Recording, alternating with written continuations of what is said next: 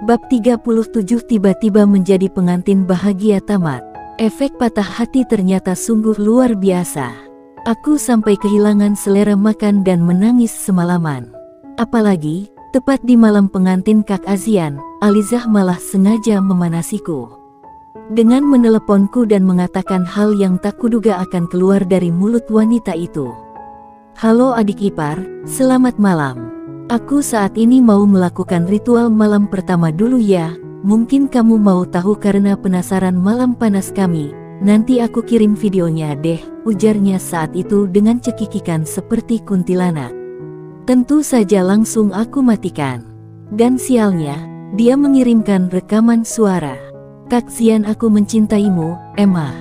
"Terima kasih, Liza, Emma." Keduanya mendesah saling bersahutan. Sungguh membuatku muak. Aku kirim balasan, "Dasar tidak tahu malu." Lalu kumatikan ponselku. Mereka pergi keluar kota besoknya. Aku sengaja tak mengantar, mana mau aku menderita dengan melihat kemesraannya itu. Beberapa hari berlalu. Hari ini adalah hari pernikahan Dr. Ihsan.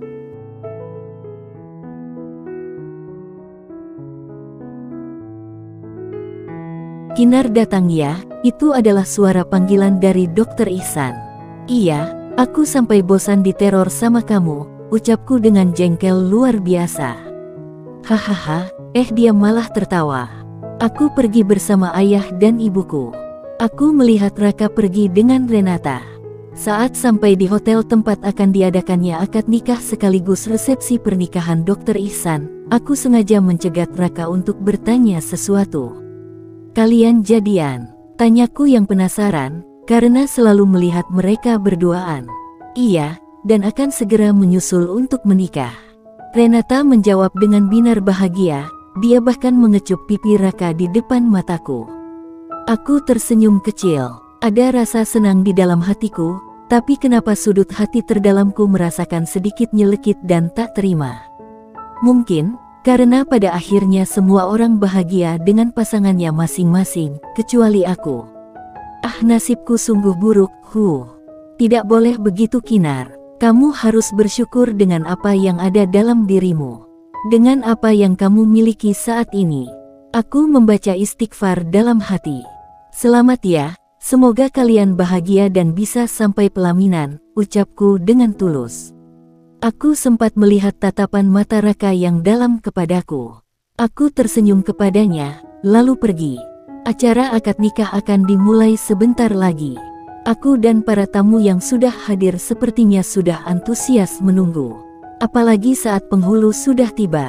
Terdengar kasak-kusuk yang membuat telingaku gatal.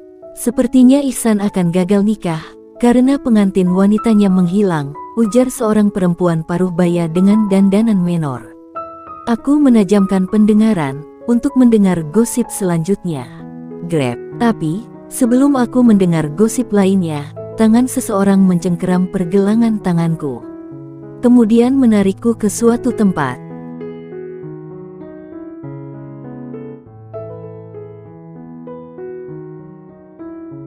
"Hei Pak Dokter, apaan sih?" ketusku, karena aku jadi pontang-panting mengikuti langkah kakinya. Dia membawaku masuk ke sebuah ruangan, sepertinya kamar wanita, bahkan ada beberapa wanita di sana. "Dia pengantin wanitanya, dandanin ya," ujar Dr. Ihsan yang membuatku bingung. "Apa maksudnya?" Aku berteriak dalam pelan tepat di telinganya. "Nanti lagi aku jelaskan, sekarang sudah tidak ada waktu lagi," sahutnya pelan. Raut wajahnya terlihat kusut semrawut, tak mencerminkan pengantin pria yang bahagia. Akhirnya, aku diam tanpa banyak bicara. Hanya dua kata yang ada di benakku saat ini. "Pengantin pengganti, apakah seperti itu?" "Enak saja kalau iya." Aku menggerutu dalam kebingungan. Bagaimana selesai diriasnya? Seorang wanita cantik paruh baya masuk ke kamar, dan langsung bertanya. Wanita itu tampak memindaiku dari atas sampai bawah. Aku tersenyum kikuk. "Kamu siap jadi mantu mama?" tanyanya sambil menggenggam tanganku. Aku menatapnya bingung. "Tolong selamatkan kami dari rasa malu," matanya sudah berkaca-kaca. "Ayah dan ibumu sudah setuju," lanjutnya. Aku hanya diam kaku bagai patung, karena tak tahu harus bereaksi bagaimana. Ayo, dan wanita yang kuduga ibu dari Dr. Ihsan pun menggamit tanganku. Membawaku ke panggung kecil, tempat akan diadakannya akad nikah. Dan hari ini sungguh menjadi hari yang mengejutkan untukku. Apalagi saat ijab kabul dengan lancarnya dikatakan oleh Dr. Ihsan dan ayahku. Hingga suara gema saksi yang berkata, sah, sah, sah. Aku bisa melihat raut terkejut dari Raka, Renata dan semua tamu. Kepalaku tiba-tiba saja pusing, mungkin saking syoknya dengan apa yang terjadi hari ini. Aku tak ingat apapun lagi. Saat aku membuka mata, aku bisa mendengar suara pertama yang menyapaku.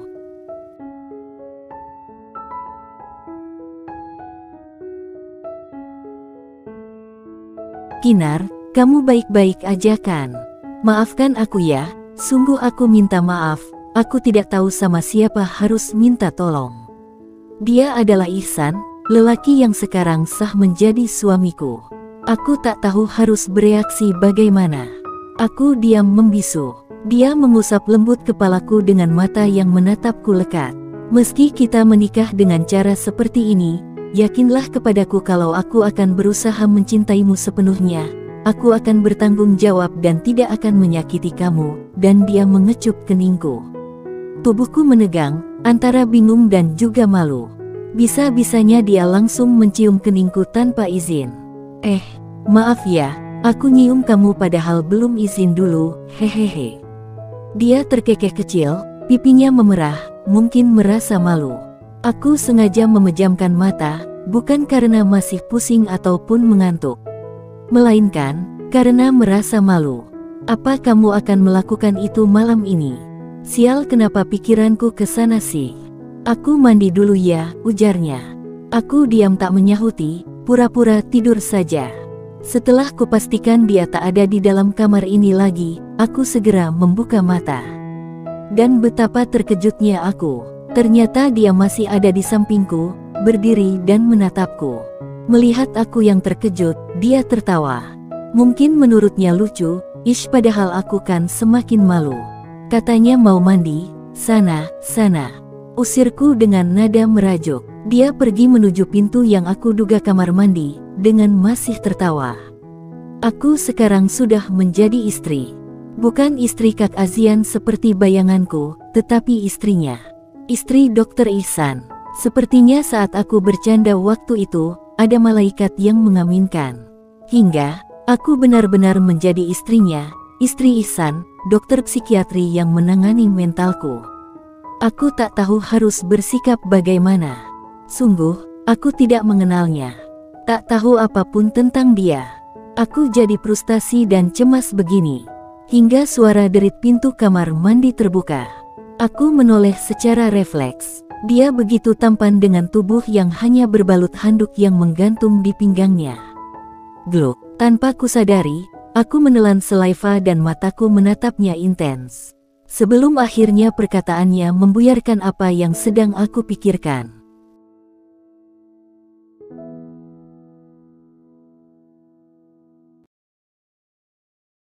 Apa kamu tergoda? Katanya membuatku malu saja. Dengan cepat aku menyembunyikan seluruh tubuhku hingga kepala di dalam selimut. Malu banget rasanya. Terdengar suaranya tertawa lumayan keras. Kukira dia cool, ternyata pecicilan juga. Lain di luar, lain di dalam. Hadah. Kurasakan pergerakannya saat naik ke tempat tidur. Kemudian dia berbaring di sampingku. Dan dia memelukku. Aku masih di dalam selimut.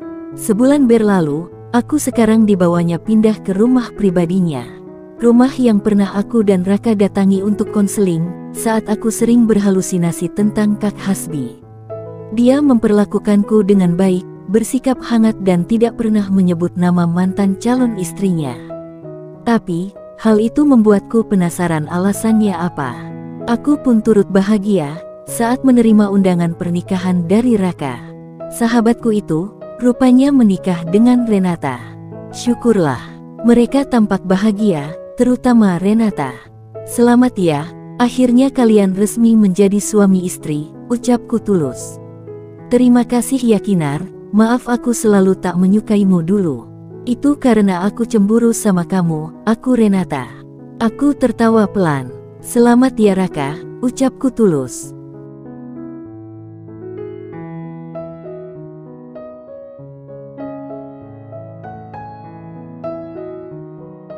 Dia sempat menggenggam tanganku erat dengan tatapan mata yang dalam, kemudian berterima kasih kepadaku. Terima kasih karena kamu sudah menjadi sahabat terbaikku selama ini. Semoga kamu pun bahagia dengannya, ujarnya. Aku bisa merasakan ketulusan dari caranya berkata. Malamnya, hari ini adalah malam pertama untuk Renata dan Raka, waktu menunjukkan pukul 10 malam. Kami sudah pulang dari acara Raka, dan sempat berkunjung dulu ke rumah ayah dan ibuku. Saat ini, kami sudah berbaring di atas tempat tidur. Antara aku dan dia sama sekali belum melakukan malam pertama, karena masih sama-sama bingung dan juga canggung. Sepertinya keduluan oleh malam pertamanya Renata dan Raka deh. Kenapa kamu tidak pernah menceritakan tentang mantan calon istrimu itu kepadaku?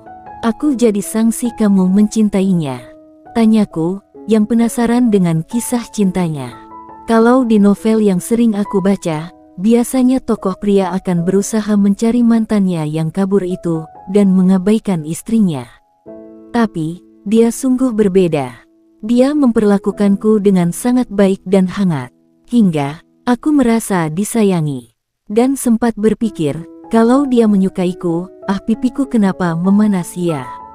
Aku sendiri sampai bingung. Kak Azian seolah hilang dari ingatanku. Aku tidak sering memikirkannya lagi semenjak menjadi istri Mas Ihsan. Hehe, aku sudah memanggilnya Mas. Ya itu permintaannya sih.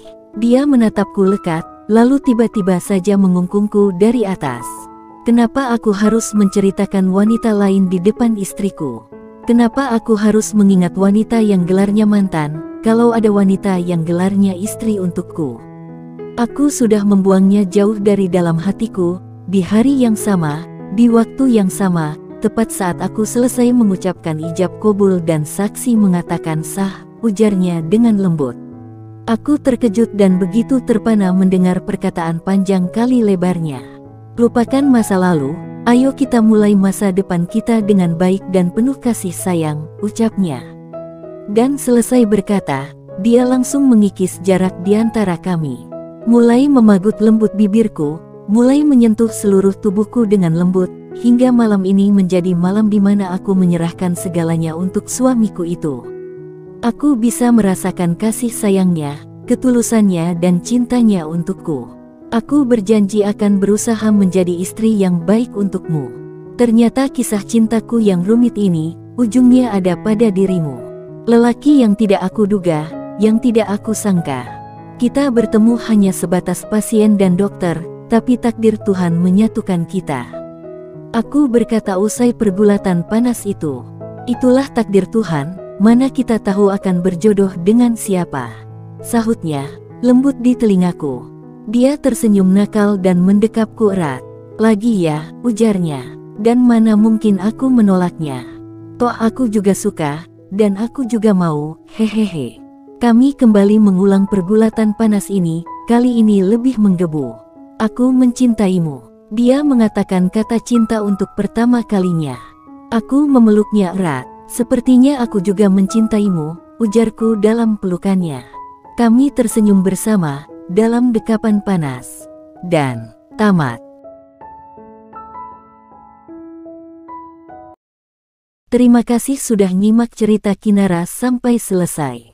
Untuk cerita berikutnya, saya akan update novel dengan judul Kurebut Hatimu, lalu kau kucampakkan yang saat ini sudah update di Dreamy dan Inovel. Yuk ke poin ceritanya, siapa tahu akan suka. Untuk blurbnya sudah pernah saya update ya. Terima kasih. Salam dari autor Mira Story. Every day, late at night, not okay. All I want